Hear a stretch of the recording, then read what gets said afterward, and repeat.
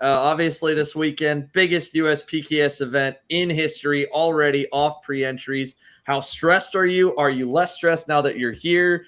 Are you feeling excited about tomorrow, or are you just going to go to bed early and try to get up at 4 a.m.? I'm not a 4 a.m. guy, so that's not going to happen. No, I think, am I less stressed here or at home about this? I think here probably a little bit less because now we know what we're up against. And at home, it was kind of like, is this ever going to stop counting up? And it's trying to make provisions to get in extra people and things like that, and trying to get in those extra entries so that everybody gets an opportunity to compete. And of course, our big concern is that we have people that want to campaign the championship. If you don't start here, it's kind of hard to do that for the rest of the season. So we want to make sure we can get as many in as we can.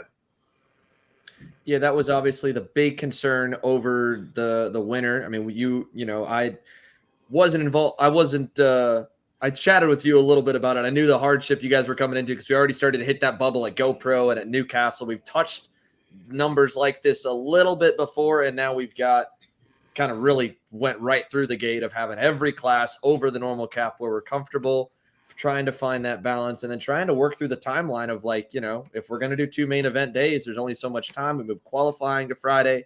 The biggest 3 classes get the LCQs. I mean, how much kind of, time and effort, I'm sure a lot went into trying figuring out the format for this year. Well, countless hours went into trying to sort the format for this year. And one of the things that USPKS has really always been good at, I think, is just getting opinions from the participants, from the racers and from the teams that put in their time. And so, we tried a couple different options. We said, hey, what if we qualified on Friday instead of on Saturday and Sunday? What if we ran 1 final instead of 2? What if we did a couple other things? And, it was kind of like on the fence about whether we should do 2 finals or 1. And we settled on the 2 final format for this year. Going forward, it's going to be hard to maintain that with this kind of numbers. Now, last year, our Ocala event was our biggest event of the year. It was same situation where we were at the track right before Rock Cup. And we've been working together with Rock a little bit, to try to plan these things so that we can make the most for the racers. They can get that extra benefit of not having to travel so much, get that track time. And it certainly has paid off well for us and hopefully as well for Rock. But, we dropped off a little bit after our first event last year. And so, I don't want to say that that this event is unexpected. I mean, I think we're going to be right in what we were looking at. We were talking about 325 maybe being what the final number ends up being for entries, and we're at 315 right now. And I'm already taking phone calls about people saying, hey, we didn't get registered. We didn't realize it was this big. We didn't realize you guys were going to fill up. And so, we're going to have some walk-ups. And the crazy part is we've only got like 308 drivers. So there's only like 7 people doing double duty. So, I mean, this is legit. You go look out in that pit area and it is crammed full. And that's become really the defining factor in the last year or so about where we can go race. Where do we put everybody? And the rigs are not getting any smaller and, good, bad, or otherwise, the teams are getting bigger. And that really helps the paddock area because if you fit 25 carts under a big team tent, that would otherwise take 25 pit spaces, that's often ends up being a way better deal for, the parking situation.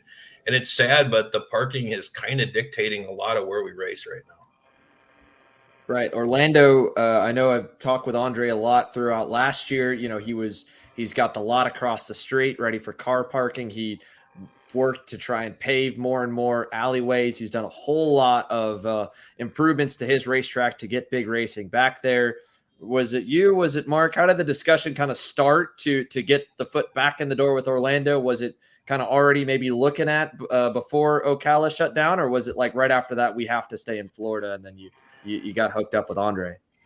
No, Orlando's really been on the radar for years. The problem was the situation that Andre had with his parking. He had rented out his parking lot or part of his parking lot for commercial use. It wasn't available, and as that ran out, we had even discussed this, multiple years ago, that when that ran out, he would be, excited to get back on the program again and get on the schedule. So really, it's been kind of boiling for a couple of years, and the timing just happened to work out with Ocala wrapping up their historical run and Orlando getting in the position where they're ready to accept races again. And Andre's been awesome.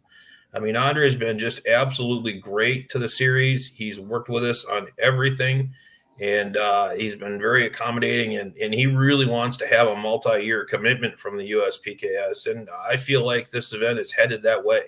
It's really hopefully this is something we can do again in the future. And first, we got to get through this weekend, and hopefully that all goes smoothly. And I think it will.